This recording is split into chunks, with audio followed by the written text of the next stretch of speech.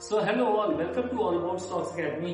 और आज का हमारा टॉपिक है कि मार्केट में जो बिगनर्स होते हैं वो हमारे क्या गलतियां करते हैं जिसकी वजह से उनका लॉस होता है या माइट भी पूरा कैपिटल वाइप आउट हो जाता है। तो पहली बात तो अगर आप इस वीडियो को देखेंगे तो एटलीस्ट आपके 50% लॉसेस तो खत्म हो जाएंगे, क्योंकि एक बिगनर जब भी आता है तो उसका थोड़ा सा इमोशनल एस्पेक्ट स्टॉक मार्केट को लेकर काफी ज्यादा होता है और वो मोस्टली ग्रीड में या होप में ज्यादा ट्रेड करता है और कई बार बहुत सारी गलतियां कर देता है। तो आज हम जानेंगे वो क्या गलतियां होती हैं जिसकी वजह से एक बिगनर यहाँ पे पैसा खोता है और माइट भी बहुत हैवी चांसेस है कि या तो वो मार्केट से बाहर हो जाए या फिर वो कभी कभी मार्केट के अंदर रह के भी बहुत डर के काम करता है, छोटी छोटी पोजीशनें लेता है या फिर छोटे छोटे प्रॉफिट या लॉसेस लेता है जिससे उसका कॉन्फिडेंस हैम्पर हो जाता है।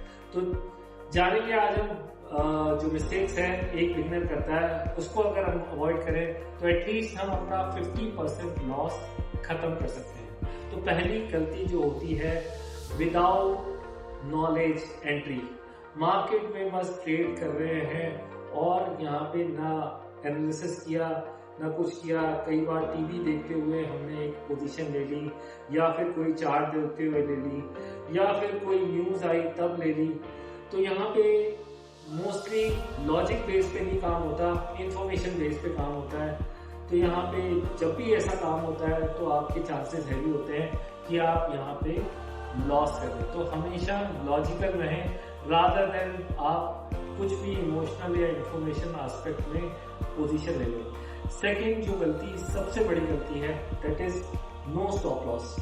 नो स्टॉप लॉस मतलब यहाँ पे बहुत बार दो तरीके हैं जिससे बड़ा लॉस लगता है। पहला तो कि पोजीशन जब भी स्टॉप लॉस के पास आती है कई लोग उसको और पीछे कर देते हैं स्टॉप लॉस को, या फिर लगाते ही नहीं है और बोलते हैं कि मैं तो थोड़े दिन या थोड़े टाइम और होल्ड करूंगा और देखूंगा और अगर नीचे भी आया तो मैं इसको एवरेज कर लूंगा। तो यहाँ पे प्रॉफिट के टाइम पे वो मोस्टली अपना प्रॉफिट बुक कर लेते हैं, लेकिन लॉस के टाइम पे वो ट्राई करते हैं कि लॉस को थोड़ा सा और आगे बढ़ा दें या फिर एवरेज आउट कर लें ताकि उनका प्राइस और नीचे आ जाए। ये गलती बिल्कुल नहीं करनी है, क्योंकि जैसे ही आपका लॉस बड़ा होना शुरू हो गया आप रियली से उसको एक्सेप्ट नहीं करोगे और वो लॉस बढ़ते बढ़ते कई बार इतना बड़ा हो जाता है कि शायद कैपिटल भी वाइप आउट कर दे सब्सटैंशियली। मतलब कि 50, 60, 70%, 80% अगर एक ट्रेड में कैपिटल चला गया तो वैसे भी आप बहुत डीमोटिवेटेड फील करोगे और कई बार लोग इसी चक्कर में स्टॉक मार्केट को छोड़ देते हैं या इसको गैम्बलिंग करना शुरू कर देते हैं। तीसरी जो सबसे बड़ी मिस्टेक एक बिगनर करता है दैट इज ओवर ट्रेडिंग, क्योंकि यहाँ पे प्रॉब्लम यही होती है कि जैसे अगर गेन भी हो रहे हो तो ओवर ट्रेडिंग के चक्कर में वो लॉस कर देता है। और या फिर ओवर ट्रेडिंग से एक ये प्रॉब्लम भी है कि जैसे ही आपने स्टॉप लॉसेस नहीं लगाए और आपका लॉस बड़ा हुआ तो आपने क्या किया, एक बड़ी पोजीशन ली और आपने सोचा कि मैं पूरा लॉस अपना कवर कर लूंगा, उसके चक्कर में आपका एक बड़ा लॉस भी हो जाता है।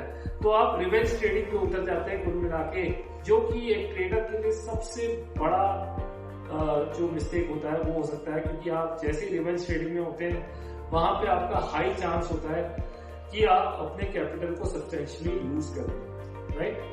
नेक्स्ट जो एक और मिस्टेक एक बिगनर करता है that is wrong position sizing. Wrong position sizing से मैं ये बोल रहा हूँ कि आप जब आपका लॉस लिमिट कर लेते हैं तो रियली सेइंग आप यहाँ पे बहुत अच्छा काम करते हैं। थ्रू हेजिंग या फिर थ्रू स्टॉप लॉस आप अपने लॉस को लिमिट कर सकते हैं, लेकिन प्रॉब्लम ये है कि कई बार कई लोग बहुत ज्यादा पोजीशन ले लेते हैं। मतलब कि कैपेसिटी है शायद 1, 2, 3 लॉट की, लेकिन ले लिए 10, 20, 30 लॉट। तो उसमें क्या होता है कि आपका यहाँ पे मेंटल बैलेंस डिस्टॉर्ट हो जाता है। जैसे ही मार्केट थोड़ा सा भी नेगेटिव आता है या थोड़ा सा भी पोजीशन आपके अकॉर्डिंग नहीं चलती तो यहाँ पे आपका एक मेंटल फियर डेवलप हो जाता है, जिसकी वजह से आप कई बार बहुत अर्ली पोजीशन निकल जाते हो या थोड़ी देर होल्ड करते हो तो बड़ा लॉस करते हो। तो कुल मिला के ये जो दिक्कतें आती हैं वो आती हैं जब आप पोजीशन साइजिंग को ठीक नहीं करते। तो आपको right balance of position sizing करनी है और एनी पॉइंट ऑफ टाइम आपको अपना लॉस जो है अराउंड पोर्टफोलियो के 5% से ऊपर किसी भी ट्रेड में नहीं देना है। नेक्स्ट चलते हैं, जो मिस्टेक सबसे कॉमन है, that is too early to enter in the options. Options trading really बहुत ही ज्यादा ल्यूक्रेटिव और एडिक्टिव होती है और बिलीव मी, सोशल मीडिया पे सबसे ज्यादा वीडियोस अगर किसी के बनते हैं तो वो ऑप्शन ट्रेडिंग के ऊपर बनते हैं।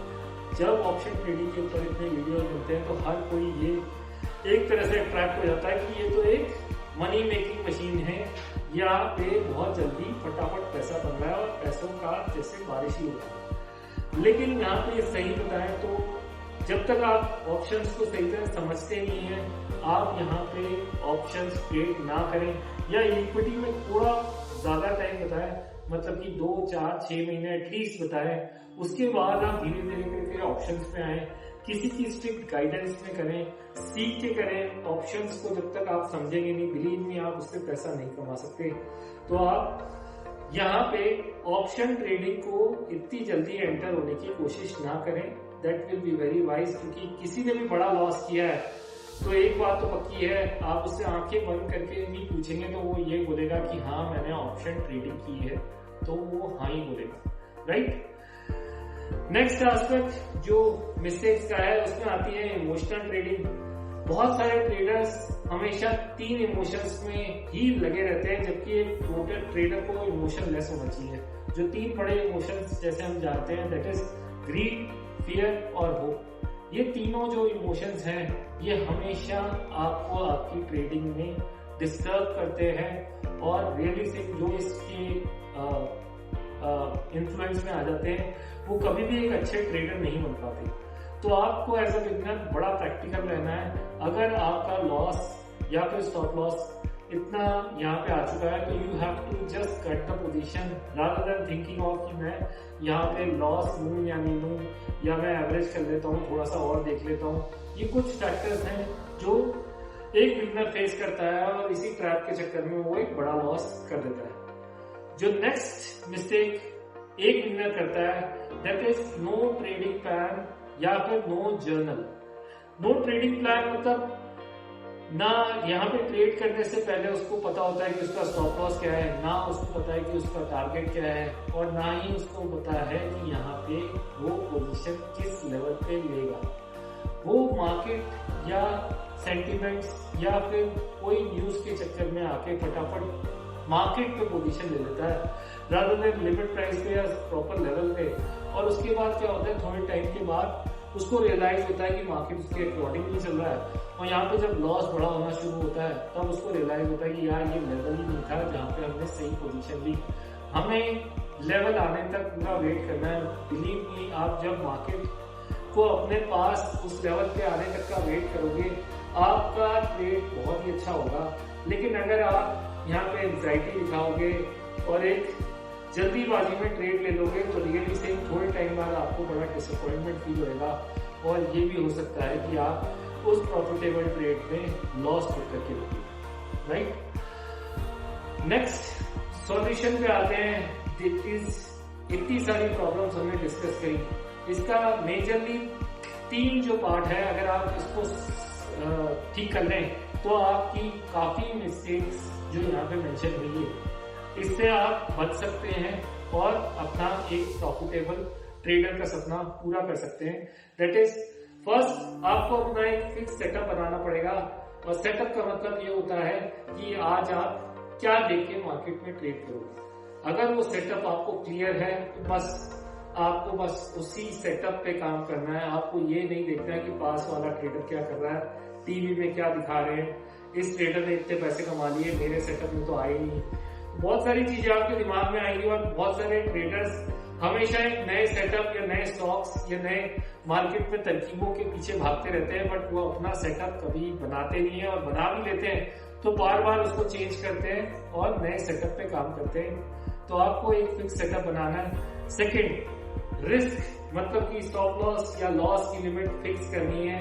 आपको किसी भी टाइम फ्रेम में उससे ऊपर नहीं जाना है। जैसे ही अगर आपका लॉस वहां पे चला जाए, आप पोजीशन से एग्जिट हो जाओ। इररेस्पेक्टिव ऑफ वहां पे आगे आने वाले टाइम में भी प्रॉफिट होने का है, बट आपका एक लॉस लिमिट फिक्स हो जाना चाहिए। और सबसे last but not the least, that is fix discipline.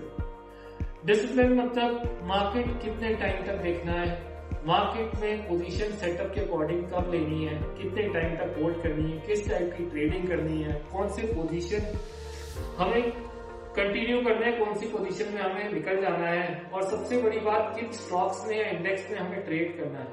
जब तक ये सारी चीजें आपकी नहीं आएंगी तब तक क्या है कि यहाँ पे कंसिस्टेंसी नहीं आएगी। तो आपका यहाँ पे एम क्या होना चाहिए कि मैं कंसिस्टेंट रहूंगा, रादर देन मैं यहाँ पे एक ट्रेड में बहुत ज्यादा पैसे कमा लूं, दूसरे ट्रेड में बहुत ज्यादा पैसे गवा दूं, तो बिलीव मी आपका एक बड़ा लॉस होएगा और आप यहाँ पे शायद मार्केट से बाहर हो जाएंगे, और या फिर आप मार्केट में डर डर के ट्रेड करेंगे। तो वो आपको ये वीडियो पसंद आई होगी। वी वांट कि अगर आप ऐसी ही वीडियो देखना चाहते हैं, कोई सिमिलर टॉपिक पे वीडियो देखना चाहते हैं, तो प्लीज कमेंट करें हमें, and we will try to make the video for you. Hope this is useful. Thank you very much for watching and bye for now.